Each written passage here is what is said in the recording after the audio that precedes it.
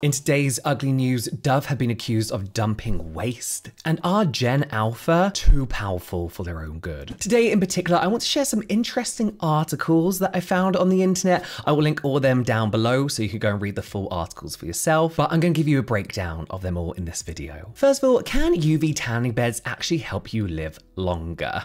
You've probably heard this idea that spending time outdoors can be great for your health. People believe that sunlight is good for acne, for example. People love getting a base tan. People was like, if you've got any skin issues, you just need to go outside and get your vitamin D, right? And then people also believe that getting a base tan or getting constant exposure to UV can actually lower your cancer risk. And people who go outside a lot seem to live longer in general. That's what people feel. But lately there's been some discussion whether UV tanning beds can actually have these same kind of believed effects. And this idea is obviously causing a bit of a stir. Recently, the Daily Telegraph, who are a major newspaper here in the UK, recently published an article that suggested using tanning beds could help extend your lifespan. And they were citing research from the University of Edinburgh to back this up. Seems wild, right? Could getting that sun-kissed glow really be the secret to living longer? Well, no.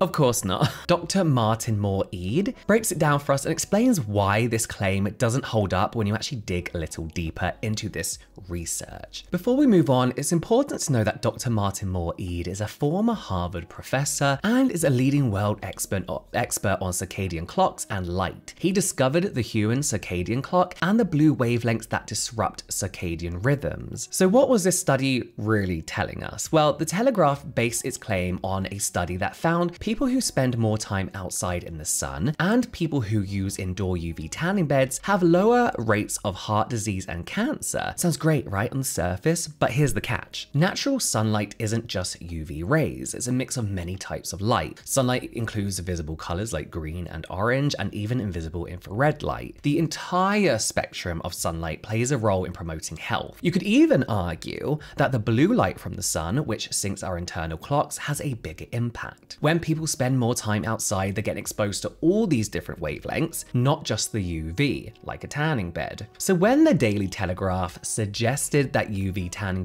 beds could prolong life, they were missing the bigger picture, as is always the case when people try to understand these studies. But it's not just about UV rays, it's about the whole package of sunlight. Plus, there's another factor. People who use tanning beds tend to be the same folks who already spend a lot of time outdoors. They're not just getting their sun exposure from the beds, they're also soaking up plenty of natural light, which might be the real reason for those health benefits. As we all know, tanning beds do some damage, but the Daily Telegraph was suggesting that they can't really hurt. Well, we know this isn't true. Dr. Moore-Eade points out that despite the possible links between UV exposure and lower mortality from heart disease or cancer, tanning beds aren't a free pass to good health. In fact, they come with significant risks, as we know. WHO, or the World Health Organization's International Agency for Research on Cancer, declared indoor tanning a human carcinogen back in 2009, putting UV tanning beds on the same list as cigarettes when it comes to cancer risks. Now, studies show that using tanning beds can dramatically increase your chances of obviously developing skin cancer, and has in some cases been shown to weaken your immune system. So whilst being out in the sun can do wonders for your health,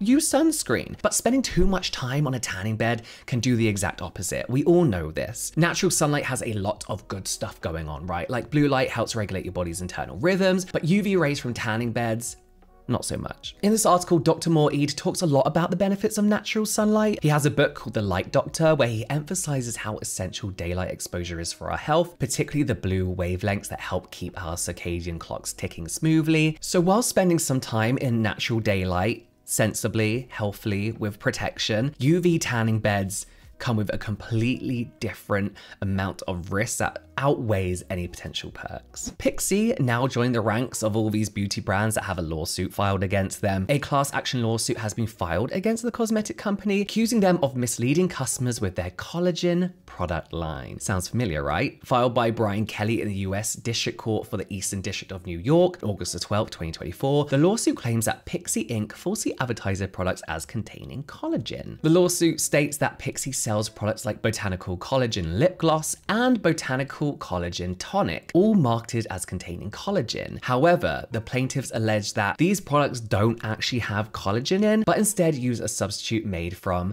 I can never say this, acequia seal gum extract, acacia. So Kelly argues that this misleading advertising led to consumers, including himself, to believe they are buying products with collagen in, which are known for their hydrating and anti-aging properties in the sense that they can potentially plump out fine lines. He claims to have purchased these products multiple times within the legal time frame, with his latest purchase in March 2024, relying on Pixi's claims when choosing their products. Now, the lawsuit emphasizes that real collagen is an animal protein found in connective tissue like skin, bones, and cartilage, not in plants. According to the complaint, Pixi's use of acacia seal gum extract instead of collagen allowed the company to save money whilst charging consumers a higher price under false pretenses. He's asking for a refund, basically damages, restitution, and legal fees. Now, where have we heard this before? The Dr. Dennis Gross lawsuit. And honestly, I'm on the fence about this because although the research is still relatively new for plant-derived collagen in comparison to animal-derived collagen, they seem to pretty much have the same effect on the skin. In the last 3 years alone, around 2,500 products using collagen have hit the market, mostly in skincare and hair care, and it's used for moisturizing and improving skin texture in some cases. However, most collagen comes from animals, like we said, like cattle, pigs, or fish, which is less appealing to a lot of consumers concerned with animal welfare. So people are shifting towards plant-based cruelty-free products, pushing brands to look for alternatives to animal collagen. But animal proteins, like collagen, can also have some potential risks, such as allergies and potential contamination. So this has led to synthetic collagen made in labs from GMO bacteria or plants. So what about plant-based collagen? Well, technically plants don't produce collagen, we know that, but some plant-based biopolymers work similarly. One example is arabinogalactan found in acacia trees, and the collagen alternative used by Pixi. Acacia trees common in African savannas produce a gum-like substance, also known as acacia gum, which shares some properties with animal collagen. Like collagen, it provides strength and helps with moisture retention and wound healing within the plants. Acacia collagen is a good plant-based alternative in cosmetics, offering benefits like skin barrier support and moisturization, similar to collagen. And in a recent consumer survey, participants actually favored the plant-based collagen over animal and synthetic options, associating it with greater safety and effectiveness. I've got to mention that while people do make synthetic collagen, it's more expensive to make as well versus plant-based collagen. So this trend toward plant-derived collagen aligns with current demands for vegan and sustainable beauty products. In a study comparing acacia-derived collagen with animal collagen, both performed equally well, improving skin hydration and elasticity. These results suggest that acacia collagen is a great alternative for cosmetics, offering similar benefits without the downsides of animal-derived options. So my personal thought process here is, yes, by all means use collagen alternatives, but these brands have to figure out a way to properly disclose what they are putting in our products, like what other brands do, and kind of like hint at collagen. I don't know, like if it was a collagen cleanser, call it like Collie Cleanse, that's a shit name, but something like that, you know, to suggest that there is a collagen alternative instead of using the name collagen. It's like margarine, right? Like it's not butter, is it really? But it mostly does the same job. I think as long as something is working in the same way, we shouldn't be too worried. I think brands promise that collagen does way more than it actually does anyway. So I also think it's teamed with a misunderstanding of how collagen actually works in our skincare. So we see these alternatives as not as good an option when really they do pretty much the same thing. But I do think the labeling needs to be fully accurate. Let me know what you think in the comments. Gen Alpha are becoming the most powerful voice in beauty, according to an article on premiumbeautynews.com. They may not be the ones buying beauty products directly, but they're definitely influencing other generations. We saw that from the whole Sephora Kids trend, and it has sparked some serious conversations and controversies about how brands sell their products to minors, or how they pretend they're not marketing to minors or selling to minors, but won't say anything about it either, you know? They kind of do want them to buy their products, but they're not going to say that it's for them, you know? This has people looking very closely at the ethics of beauty brands, but now a new wave of companies is kind of like stepping up to offer products that speak directly to what Gen Alpha wants. Gen Alpha are actually a lot older than we think they are, and they're a generation born from 2010 to 2025. I say what we think they are, what I thought they were, and they're already obsessed with beauty products, and I do blame TikTok for this. They are spending an average of $324 a year on beauty basics, which doesn't sound like a lot in the grand scheme of things, but for a child to be spending that much on cosmetics is kind of crazy. And that's actually up from 23% from last year. That's according to Piper Sandler's US data. And brands are starting to take note. Like, they want to sell to this 2 billion strong demographic. According to this article on Premium Beauty News, Gen Alpha are starting to influence their parents too, with a whopping 92% of parents saying that their Gen Alpha kids are regularly introducing them to new products, services, or brands. And this influence reaches across nearly every product category, not just budget and for kid products or for teen products, but adult luxury brands as well. Households with kids spend more on luxury beauty, 16%, than those without, which is 6%. So one of these brands who are purposely marketing themselves towards Gen Alpha is a beauty brand, called Indu, who just raised 5.1 million in funding and are set to hit the US stores in 2025. Now, Indu's products are created with input from over 250 young consumers, and they've launched a teen-friendly skincare blog to help educate Gen Alpha in what they're actually putting on their face, which I think is really important, and we'll talk about that more in a second. Bioma UK is also embracing the educational approach with their Mis-Skin-Formed campaign, which busts skincare myths. Oh, misinformed, I just got it. And this is a rocky road, really, in my opinion. For one, these kids really don't need skincare, but surely it's best to have products catered for such young skin if they're gonna wanna play beauty guru at home, you know? And whilst I think it's great that there are these dedicated brands popping up for younger kids, I think they're always going to want the products made for young adults. Plus, Drunk Elephant being the perfect example of that. That being said, of course, the oldest Gen Alpha are 13 to 14. That's the age I could have started some BHA, some bit of niacinamide, you know? So I wonder how easy it is going to be to cater for such a wide range bracket. I don't know, from like even between the ages of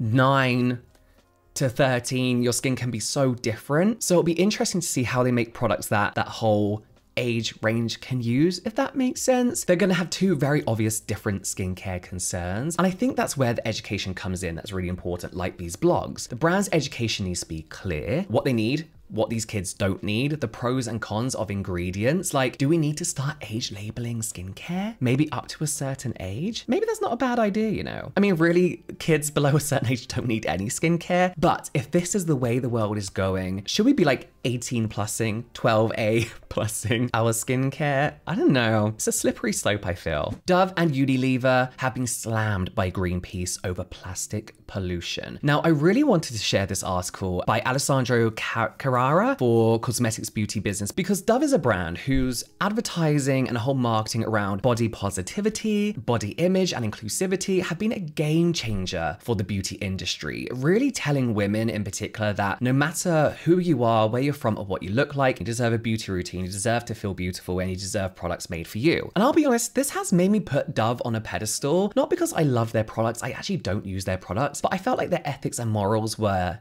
quite naively in the right place. Greenpeace has kicked off a new campaign against Dove over some pretty serious accusations about plastic pollution. Dove, which is owned by Unilever, are being called out for its role in adding to the growing plastic waste problem. Wait till you see this video. In a video titled Toxic Influence, The Dark Side of Dove, Greenpeace puts the spotlight on how plastic waste is wreaking havoc in Asia. The clips are almost like a parody on Dove adverts, you know, that the ones that are all about, say, self-esteem and positive vibes, but Greenpeace is saying, hold up, like, what about the real impact Dove is having on the environment? According to Greenpeace, Dove's feel-good marketing is distracting people from the harsh reality that tons of plastic waste from Dove products are ending up on the beaches and in the waterways of countries like the Philippines and Indonesia. And here is, I was going to say where the real shock is, but is it a shock? A 2023 report from Greenpeace International found that Unilever is pumping out an estimated 1,700 plastic sachets per second. Even worse, Greenpeace claims that Dove alone was behind around 6.4 billion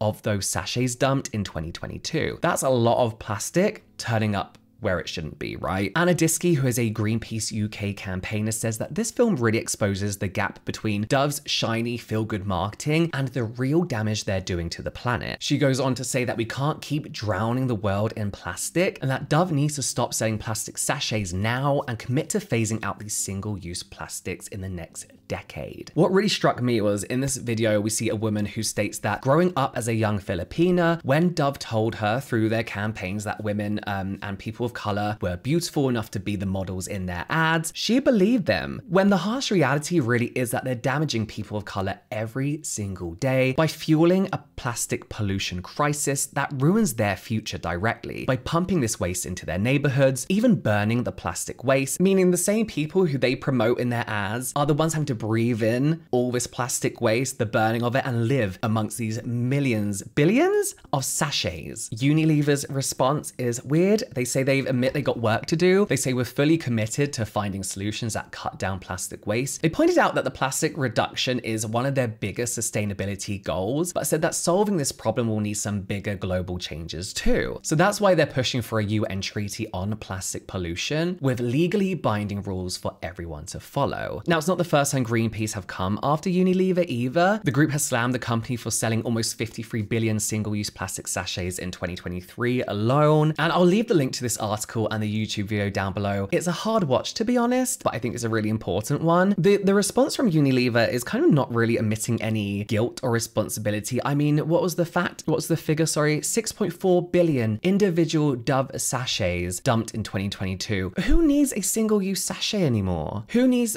shampoo especially? Even when you're traveling, every hotel has shampoo and conditioner, no? And their statement didn't really accept any responsibility whatsoever. It was more of like well, this is a global issue. Everyone does it, so we're gonna wait for the law to change and then we'll change our policies. It was a bit of a non-response. Really disappointing, to be honest with you. Anyway, I don't use Dove. Their products are mild. Let me know what you think about today's stories in the comments down below. You can watch the full When Beauty Turns Ugly and Ugly News playlist here. So in general, light entertainment here, and I'll see you over there.